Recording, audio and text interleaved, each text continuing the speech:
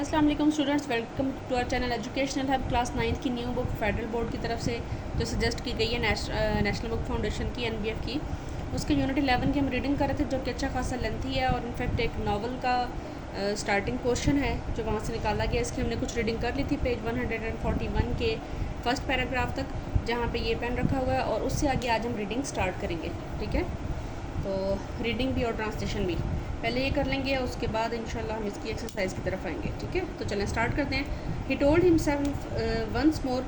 थोड़ा सा आपको याद करवा दूँ कि इसमें स्टोरी में हुआ क्या था। इसमें एक सेल्समैन की स्टोरी है जिसका मेन कैरेक्टर है ग्रेगोर सामसा, उसका नाम है, और वो एक दिन आँख उसकी खुलती है तो एक वर्मन में चेंज हो गया, यानी कीड़ा बन गया बड़े साइज़ का, और अपने बिस्तर पे लेटा हुआ। और अभी तक जो स्टोरी चल रही है इतने लेंथी पे यूनिट में, वो यही है कि वो अपने बिस्तर से ही नहीं निकल पा रहा और उठ नहीं पा रहा, क्योंकि वह कीड़ा बन गया है। जैसे आप किसी कॉकरोच को देखें, वो सीधा चल रहा होता तो ठीक है, जैसे वो उल्टा होता उसके बाद उससे सीधा नहीं हुआ जाता, तो ये कीड़ा बना हुआ और उल्टा हुआ है, तो इससे सीधा नहीं हुआ जा रहा और बेड से निकला नहीं जा रहा। इस वक्त इसका ये सबसे बड़ा मसला है। और जहन पे इसकी जो सोच सवार है वो सिर्फ ये है परेशानी इस टाइम कि मैं किसी तरह टाइम से ऑफिस पहुँचूँ। मैं पिछले 15 साल में कभी बीमार भी नहीं हुआ, कभी मैं अपने ऑफिस से छुट्टी भी नहीं की, तो कहीं ऐसा ना हो कि मेरे ऑफिस वाले कंप्लेन लेकर आ जाएं कि इतना थोड़े से काम होते हैं वो भी तुमसे नहीं होते, और ये ट्रैवल सेल्समैन है, ट्रैवलिंग में रहता है ज़्यादातर। ठीक है, तो ये इसकी स्टोरी है। आगे से देखिए। He told himself once more that it was not possible for him to stay in bed. उसने एक दफ़ा फिर अपने आप को याद करवाया कि उसके लिए बिस्तर पर पड़े रहना मुमकिन नहीं है, and that the most sensible thing to do would be to get free of it. और उसके पास सबसे ज़्यादा समझदारी वाली बात अगर कुछ होगी, ऑप्शन है, तो वो यही है कि वो इससे जल्द से जल्द आज़ाद हो जाए, यानी बिस्तर से। Of it in one ever way he could, जिस भी तरीके से वो कर सकता हो, what ever way he could, and what ever sacrifice, चाहे उसके लिए इसके लिए उसे कोई भी कुर्बानी देनी पड़े। एट द सेम टाइम, उसी वक्त, though he did not forget to remind himself that calm consideration was much better than rushing to desperate conclusions. उसी वक्त साथ साथ वो अपने आप को ये याद कराना नहीं भूला था कि किसी भी चीज़ पर बहुत ज़्यादा रशिंग होता है, बहुत तेज़ी में काम करना, और डेस्परेट कंक्लूजन होता है तेज़ी में गलत नतीजे निकालने से बेहतर है कि उसने उसको कहा कि हमें पुरसुकून होकर सोचना चाहिए। काम कंसंट्रेशन होता है पुरसुकून होकर मुझे कोई फ़ैसला करना चाहिए। वो ये बात नहीं भूला था कि ये बड़ा ज़रूरी है कि हम पुरसुकून रहें। एट टाइम्स लाइक दिस, इस तरह के वक्तों में, he would direct his eyes to the window and look out as clearly as he could. उसने अपनी बड़ी कोशिश की कि इस तरह के मौके पे वो अपनी नज़रें जो वो खिड़की पे जमाए रखे और बाहर इतनी ज़्यादा से ज़्यादा क्लियर देख सके। बट अनफॉर्चुनेटली, लेकिन बदकिस्मती से, even the other side of the narrow street was enveloped in morning fog, के यानी एक खिड़की का हिस्सा उसके कमरे के अंदर था और दूसरा जो बाहर की तरफ था, गली में, तंग सी गली में, उसकी तरफ से शीशे के ऊपर बहुत ज़्यादा धुंध पड़ी हुई थी। And the view had little confidence to cheer to offer him. उसके पास जो उसका जो व्यू आ रहा था गली का, वो बहुत ही कम था, ठीक है, जिससे वो खुश हो सकता है या अपने आप का दिमाग को कोई फ्रेश कर सकता। 7 o'clock ऑलरेडी, पहले ही 7 बज चुके हैं। ही सेड टू हिमसेल्फ, उसने अपने आप से कहा। When the clock struck again 7 o'clock, जब दोबारा घड़ी ने 7 बजाए। And there is still a fog like this, और अभी भी यहाँ पर ऐसी धुंध पड़ी हुई है। And he lay their quietly या वाइल लॉन्गर, और उसके बाद वो पुरसुकून होकर उस जगह पे काफ़ी देर लेटा रहा, ब्रीदिंग लाइटली, इंतहाई आहिस्ता सांस ली, as if he perhaps expected the total stillness to bring things back to their real and natural state. जैसा कि उसको ये उम्मीद हो, एक्सपेक्टेड होता है उम्मीद करना, जैसा कि उसको ये उम्मीद हो, स्टिलनेस होता है एक जगह पे रुक जाना, कि अगर वो एक जगह पे रुका रहेगा तो शायद सारी चीज़ें अपनी जगह पे वापस आ जाएँ और कुदरती हालत में वापस आ जाएँ, यानी कि सारा जो उसके मसले हैं वो ठीक हो जाए। इस तरह वो लेटा रहा जैसा कि यही मसले का हल हो, कहने का मतलब ये, ठीक है। But then he said to himself, लेकिन फिर उसने अपने आप से कहा, before it strikes 7:15 I definitely have to have got properly out of bed. उसने सोचा कि 7:15 होता है 7:15 बजे, ठीक है, मगर उसने अपने आप से कहा या अपने आप से सोचा कि अगर 7:15 बजने से पहले पहले तो उसे लाजमी उठना ही पड़ेगा, बिस्तर से निकलना पड़ेगा। And by then somebody will have come round from work to ask what's happen to me as well. उसने कहा कि अगर ऐसा ना हुआ, यानी अगर मैं 7:15 तक ऑफिस ना पहुंच सका, तो हो सकता है कि तब मेरे ऑफिस से ही आज कोई आ जाए पता करने के लिए कि मेरे साथ क्या हुआ है। As they open up to work before 7 o'clock, क्योंकि हमारा जो काम है, दफ्तर का जो टाइम है, वो तो 7 बजे से भी पहले काम करना शुरू हो जाता है हमारे ऑफिस में, ठीक है। And so he set himself to the task of swinging and entire length of his body out of the bed all at the same time. और उसके बाद उसने क्या किया कि अपने बेड को, अपनी बॉडी को पूरा बेड से बाहर निकालने की कोशिश की। किस तरह से? स्विंगिंग करके, यानी झूल झूल के अपनी बॉडी को उसने तेज़ तेज़ हिलाना शुरू किया, यानी पैरों से कमर की तरफ, कमर से कंधों से पैरों की तरफ, कमर के बल, ताकि वो हिले और हिल हिल के वो थोड़ा सा आगे पहुँचे बेड के कोने पे। If he succeeded in falling out of bed, in this way, अगर वो इस तरीके से बेड पे गिरने पे कामयाब हो जाता, बेड से निकल के नीचे गिरने में कामयाब हो जाता, and kept his head raised, और अपने सर को उठाए रखा, एज ही डिड, जैसा कि वो करना चाहता था, so he could probably avoid injuring it, तो हो सकता था, यानी इस बात की पूरी मुमकिनात में से था कि उसका दिमाग जो पहले जो उसने तरीका सोचा था, पिछले आपने पार्ट में शायद देखा हो कि उसके जो तरीके उसने सोचे थे, उसको लगता था कि उसका सर पे इंजरी आएगी। उसने सोचा कि अगर मैं झूल झूल के आगे तक जाऊं और किसी तरह से अपने बॉडी को बेड से ऐसे ही गिराऊं कि मेरा सर उठा रहे, सर को मैं अकड़ा लूँ एक जगह, तो हो सकता है मेरा सर फटने से बच जाए, मेरा दिमाग पे कोई सर पे चोट ना आए। His back seems to be quite hard, उसकी जो कमर थी वो इंतहाई सख्त हो गई थी, and probably nothing would happen to it falling on to the carpet. बाकी कह रहे हैं कि उसकी बॉडी तो इतनी सख्त हो चुकी थी कि अगर वो कारपेट पे गिरता भी तो उसको कुछ ना होता। His main concern was for the loud noise, उसका असल मसला जो था वो उस ऊंची आवाज़ का था जो उसके गिरने से पैदा होती। He was bound to make, जो उसने लाजमी करनी थी, and which even through all the doors would probably raise concern if not alarm. अलामत है यानी कि ख़तरे की घंटी। इससे कह रहे हैं कि अगर ख़तरे की घंटी ना भी बजती तब भी हर दरवाजे की तरफ से कोई ना कोई इतनी ऊंची आवाज़ होती कि उसको पूछने ज़रूर आता कि क्या हुआ है। But it was something that had to be risk, लेकिन ये एक ऐसी चीज़ थी जिसके लिए उसे ख़तरा मोल लेना ही था। One Gregor was already sticking half out of the bed, जब ग्रेगर अपने आप को बिस्तर से निकालने के अमल में, आधा निकाल लेने के अमल में मसरूफ़ था। The new method was more of a game and an effort, तो ये एक ऐसी तरकीब थी जो कोशिश से ज़्यादा एक गेम की तरह थी। All he had to do was rock back and forth, जो सब कुछ उसे करना था वो ये था कि आगे पीछे अपने बॉडी को, रॉक होता है रॉकिंग करना, स्विंगिंग करना ही को कहते हैं, ठीक है, नहीं हिलना झूलना। It occur to him how simple everything would be if somebody come to help him, तो उसने अपने आप को ये खेल की तरह बना लिया, आगे पीछे झुलाना शुरू किया, और उसको ये भी ख्याल आया कि अगर कोई उसकी मदद के लिए आ जाता तो उसके लिए काम कितना आसान हो जाता। Two strong people he had his father and the maid in mind, उसके जहन में था कि वो दो मजबूत लोग, एक उसका बाप और एक उनके घर काम करने वाली नौकरानी होती, would have been more than enough, और ये काफ़ी होते दोनों बंदे उसके लिए। They would only have to push their arms under the dome of his back, उन दोनों को सिर्फ अपना एक हाथ दोनों तरफ से उसकी कमर के नीचे रखना होता, peel him away from the bed, और उसको थोड़ा सा जोर दे के बेड से उठाना होता, bend down with the load and then he be patient and careful as is swung over on to the floor, और उसको थोड़ा सा एहतियात के साथ आगे की तरफ झुकाना होता ताकि पहले तो फर्श पे उतारते उसके बाद उसको आगे झुकाते जिससे वो सीधा हो जाता। Where hopefully the little legs would find a use, जहाँ पे उसकी ये छोटी टांगें जो हो गई थी और बहुत सारी टांगें थी कीड़े की तरह निकल आई थी, इनको कोई इस्तेमाल मिल जाता, यानी हवा में तो उसकी टांगें बिल्कुल ऐसे उसके काबू में भी नहीं थी। वो कहता शायद फर्श पे लगने के बाद ये चलने के काबिल मुझे बना देती।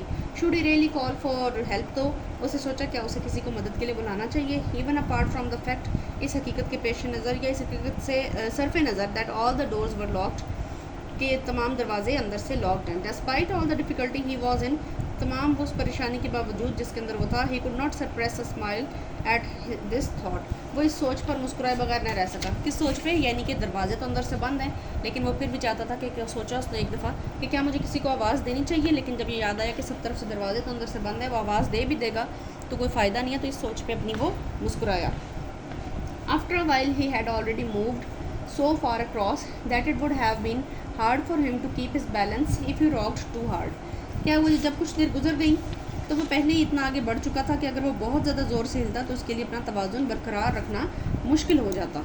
द टाइम वॉज नाउ, लेकिन अब ये वक्त था 7:10। अब जो टाइम था वो क्या था, 7:10 ऊपर हो चुके थे। And he would have to make a final decision very soon, और उसे जल्दी अब कोई फैसला करना था। Then there was a ring at the door of the flat, और तभी उसने सुना कि फ्लैट के दरवाजे पर घंटी बजी है। That will be someone from work, he said to himself, उसने अपने आप से कहा कि ज़रूर मेरे काम वाली जगह से, यानी मेरे ऑफिस से कोई आ गया। एंड फ्रोज वेरी स्टिल, और उसकी वजह से वो एक जगह पे मुंजमद सा हो गया, जो वो झूल रहा था और आगे हिल रहा था, उसकी घंटी बजने के बाद वो एक जगह रुक गया। Although his little legs only became all the more lively as they danced around, और इसकी हालांकि इसकी छोटी टांगें और भी ज़्यादा तेज़ी से हरकत कर रही थी, ठीक है। For a moment everything remained quiet, एक लम्हे के लिए हर शय रुक गई। They are not opening the door, ये लोग दरवाज़ा नहीं खोल रहे। Gregor said to himself, Gregor ने अपने आप से कहा, caught in some nonsensical hope, और ये क्या था, कि वो एक नामाकूल सी उम्मीद में खो गया था। क्या उम्मीद थी? कि हो सकता है कोई दरवाज़ा खोले ही ना, कोई जो बंदा आया उसे हम रिसीव ही ना करें। बट देन ऑफ कोर्स, लेकिन यकीनन उसी वक्त क्या हुआ, द मेड्स फर्म स्टेप्स, उसने अपनी नौकरानी के मजबूत कदम सुने, वेंट टू द डोर, दरवाजे की तरफ जाते हुए एज एवर हमेशा की तरह, एंड ओपन डेड, और उसने दरवाज़ा खोला। Gregor only needed to hear the visitors first words of greeting and he knew who it was.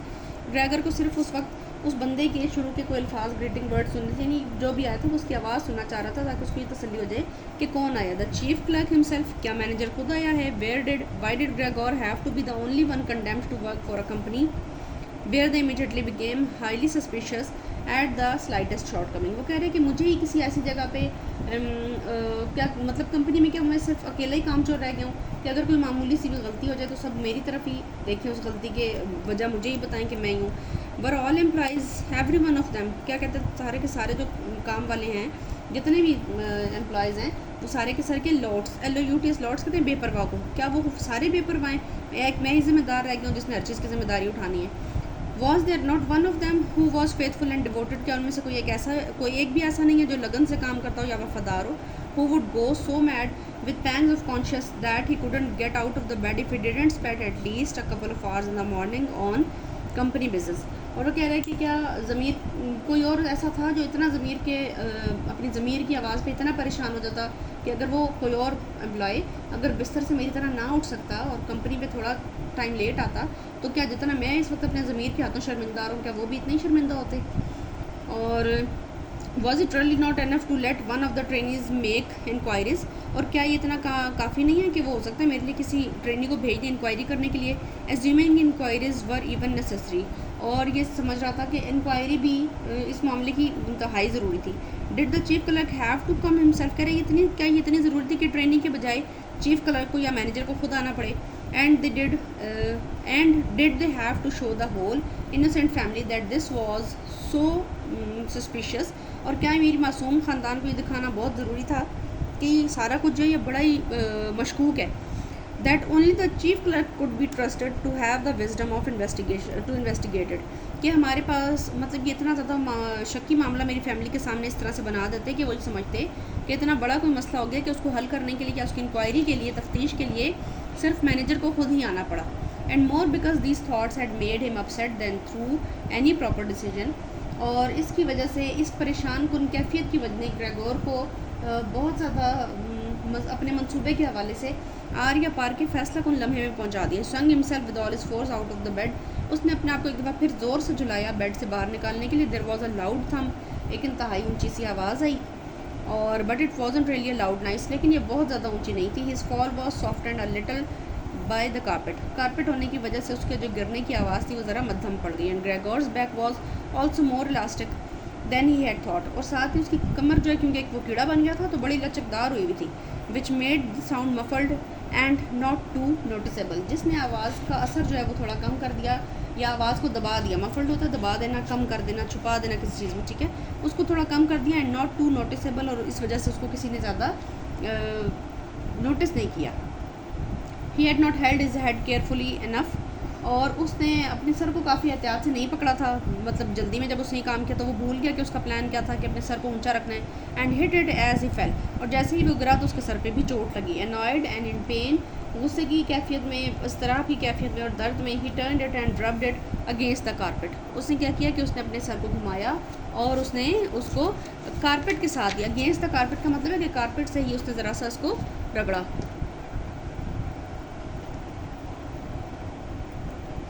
Ji, something's fallen down in there said the chief clerk in the room on the left, बाईं तरफ वाले कमरे से उसको आवाज़ आई कि manager की आवाज़ थी कि वहाँ कोई चीज़ गिरी है। Gregor tried to imagine whether something of the sort that had happen to him today could ever happen to the chief clerk too. Gregor ने सोचा, तसव्वुर करने की कोशिश की जो कुछ आज उसके साथ हो रहा है क्या कभी उसके क्लर्क के साथ हुआ होगा या उसके साथ हो सकता है। You had to concede that it was possible, और उसको ये तस्लीम करना पड़ा कि ये मुमकिन है, यानी ऐसा हो सकता है। But as if in a gruff reply to this question, लेकिन अगर इस सवाल के जवाब में the chief clerk's firms footstep in his highly polished boots could now be heard in the adjoining room, और कह रहे हैं कि अब वो अपने, मैं समझ सकता हूँ कि वो अपने उन चमकदार जूतों के पहन के चलता हुआ मैं सुन सकता हूँ अपनी आवाज़ें पैरों की लेके, और मेरा जो बिल्कुल साथ वाला कमरा है वहाँ पर तक वो पहुँच चुका है, यानी मेरे कमरे की तरफ आ रहा है। From the room on his right, अपने राइट की तरफ से। अब मैं इसको दाईं तरफ से सुन सकता हूँ। Gregor sister whisper to him to let him know Gregor the chief clerk is here. Gregor की बहन ने कमरे के बाहर से सरगोशी की ताकि ग्रेगोर को इत्तला कर सके, उसको पहले से बता सके। सरगोशी किसी आवाज़ में बताया, सरगोशी होता आहिस्ता बोलना कि ग्रेगोर मैनेजर जो है वो यहाँ है, यानी वो आ चुका है। Yes I know said Gregor to himself. Gregor ने अपने आप से कहा कि हाँ मुझे पता है, but without daring to raise his voice loud enough for his sister to hear him. लेकिन उसने अपनी आवाज़ इतनी ऊंची नहीं की कि उसकी बहन तक जाए, उसने अपने आप से बात की। Gregor said his father. Gregor उसके बाप ने कहा now from the room to his left. उसके बाईं तरफ से उसको आवाज़ दी। The chief clerk has come round and wants to know why you didn't leave on the early train. और वो ये जानना चाहते हैं कि आज तुम सुबह 5 वाली जल्दी वाली ट्रेन पर क्यों नहीं चले गए सेल्स करने के लिए। We don't know what to say to him. हमें नहीं पता कि हम इनको क्या जवाब दें। एंड एनी वे, और बहरहाल he wants to speak to you personally. अब वो आ गए हैं और आपसे खुद ज़ाती तौर पे बात करना चाहते हैं। So please open up this door. लिहाजा इस दरवाजे को खोलो। I am sure he will be good enough to forgive the untidiness of your room. और मैं जानता हूँ कि वो एक मेहरबान शख्स हैं और अब वो इतनी तो आपकी गलती माफ़ कर ही देंगे कि आपका जो कमरा गंदा है उसको फ़िलहाल इग्नोर कर दें, ठीक है। Then the chief clerk called, "Good morning, Mr. Samsa. He isn't well," said his mother to the chief clerk. Chief clerk ने बाहर से ये आवाज़ लगाई। आपको मैंने नाम बताया था, इस कैरेक्टर का क्या है पूरा, ग्रेगोर सामसा। तो चीफ क्लर्क ने कहा कि सामसा नाम के साथ कहा, सुबह बखैर मिस्टर सामसा, यानी ये अपनी तरफ से सलाम करने का या बात का स्टार्ट लेने का उसने आगाज़ किया। लेकिन उसकी माँ को उसने कहते हुए सुना, उसने मैनेजर से, ग्रेगोर की माँ ने क्या कहा, ही इज़न्ट वेल, कि उसकी तबीयत ठीक नहीं है। While his father continue to speak through the door, जबकि उसका बाप दरवाजे के बाहर से भी मुसलसल बातें करता रहा। He isn't well, please believe me, यकीन करें मेरा कि वो ठीक नहीं है। Why else would Gregor have missed a train, वरना ग्रेगोर तो ट्रेन क्यों मिस करता। The lad only ever thinks about the business, कि हमारा लड़का तो सिर्फ हर वक्त काम के बारे में, कारोबार के बारे में और अपनी नौकरी के बारे में ही सोचता रहता है। It nearly makes me cross the way, he never goes out in the evenings. और इसके अलावा क्या है, मुझे तो इस बात पर गुस्सा आता है कि शाम को भी कभी बाहर नहीं निकलता, ठीक है, कभी भी बाहर नहीं जाता। He is been in town for a week now, अब एक हफ़्ता हो गया इसको यहाँ पे आए हुए, बट स्टेड होम, लेकिन हमेशा घर पे ही होता है। एवरी इवनिंग, हर शाम को, he sits with us in the kitchen and just reads the paper और स्टडीज ट्रेन टाइम टेबल्स। और वो हमारे साथ क्या करता है, कैसे टाइम गुजारता है जब घर पे होता है, या तो किचन में बैठ जाता है या फिर ट्रेन के आने जाने के औकात देखता रहता है, यानी उसे दूसरे शहरों में जाकर करनी होती है ना sales. His idea of relaxation is working with his fretsaw. अब उसका क्या है कि उसका जो कह रहा है, उसका जो आराम का तस्वुर है वो भी यही है कि उसने काम करना है। फ्रेट सॉ क्या है यहाँ पे, मतलब आरी, एक औजार का नाम है, कि वो उसका मतलब घर पे भी जब होता है तो आरी लेके कोई ना कोई काम करता रहता है, ठीक है, कुछ करता ही रहता है। He is made a little frame for instance, जैसा कि मिसाल के तौर पे उसने घर में पिछले दिन एक छोटा सा फ्रेम बनाया। It only took him 2 or 3 evenings, और इसको 2 से 3 शामें लगी ये काम करने के लिए। You will be amazed how nice it is, आप बड़े हैरान होंगे इसको देख के कि देखिए कितना अच्छा है। It's hanging up in his room, ये इसके कमरे में लटका हुआ है। You will see it as soon as Gregor opens the door, ग्रेगोर एक दफ़ा दरवाज़ा खोले तो आप उसको देख पाएंगे, यानी उस फ्रेम को देख पाएंगे। Anyway I am glad you are here, तो बहरहाल मैं खुश हूँ कि आप यहाँ देखकर मुझे खुशी हुई है कि आप यहाँ पर आए हैं। We wouldn't have been able to get Gregor to open the door by ourselves, हमारी वजह से तो वो दरवाज़ा नहीं खोल रहा था, यानी हमने पूरे ख़ानदान ने आके आवाज़ें दी लेकिन उसने दरवाज़ा नहीं खोला। He is so stubborn, stubborn होता है ज़िद्दी, वो बड़ा ही ज़िद्दी है। And I am sure he isn't well, और मुझे उम्मीद है कि वो आज ठीक भी नहीं है। He said this morning that he is but he isn't, आज सुबह उसने कहा तो था कि वो ठीक है, ही इज़ यानी वो ठीक है, बट ही इज़न्ट, लेकिन वो ठीक नहीं है। I will be there in a moment, मैं वहाँ पर थोड़ी ही देर में पहुँच जाऊँगा, या मैं एक लम्हे में अब आपके पास पहुँच जाऊँगा। Said Gregor slowly and thoughtfully, Gregor ने आहिस्ता से कहा और सोचते हुए कहा, but without moving so that he would not miss any word of the conversation, लेकिन बगैर हिले, यानी हिलने से भी कोई आवाज़ वो नहीं चाहता था कि पैदा हो जिसकी वजह से वो बाहर वालों की गुफ्तगू को मिस कर दे या सुन ना पाए। Well I can't think of any other way of explaining it Mrs Samsa, said the chief clerk. Manager ने कहा, मिसेस सामसा, मैं इसकी वजाहत के लिए कोई और तरीका नहीं सोच सकता। I hope it's nothing serious, मैं समझता हूँ कि कोई ख़ास संजीदा बात ना हुई हो, but on the other hand, लेकिन दूसरे हाथ पे आई मस्ट से, मैं लाजमी कहना चाहूँगा that if we people in commerce ever become slightly unwell then, कि अगर हमारी कभी तबीयत, जो कारोबार में होते हैं, बिजनेस में होते हैं, उनकी तबीयत अगर कभी थोड़ी बहुत ख़राब हो भी जाए, फॉर्चुनेटली और अनफॉर्चुनेटली एज यू लाइक, किस्मती से या खुशकिस्मती से या बदकिस्मती से, जैसा कि आप समझती हैं, we simply have to overcome it, हमें उसके ऊपर काबू पाना ही होता है, बिकॉज ऑफ बिजनेस कंसिडरेशंस, क्योंकि हमारे बहुत सारे काम होते हैं, यानी पैसे से मुतालिक, बिजनेस से मुतालिक। Can the chief clerk come in to see you now then, asked his father's impatiently knocking at the door again. उसके बाप ने बेसब्री से दरवाजे को खटखटाते हुए दोबारा पूछा कि क्या आप मैनेजर साहब तुमसे मिलने आ सकते हैं। No said Gregor. ग्रेगोर ने जवाब दिया नहीं। In the room on his right there followed a painful silence. उसके दाईं तरफ वाले कमरे में एक दुख भरी खामोशी छा गई। In the room on his left his sister began to cry. और उसकी बाईं तरफ वाले कमरे में उसकी बहन ने रोना शुरू कर दिया। अच्छा, वीडियो अभी भी खासी लंबी होगी, यूनिट जो है वो अच्छा खासा लंबा है, तो मेरा ख्याल है क्राई पे आप निशान लगा दें इसको। क्राई पे इसको आज रोकते हैं और उसके बाद ये आगे कितना है। वीडियो लेंथी हो जाती है ना, फिर बहुत से बच्चे जो हैं वो उसको कंप्लीट देख नहीं पाते। ठीक है, एक ये वाला पेज है और एक ये है,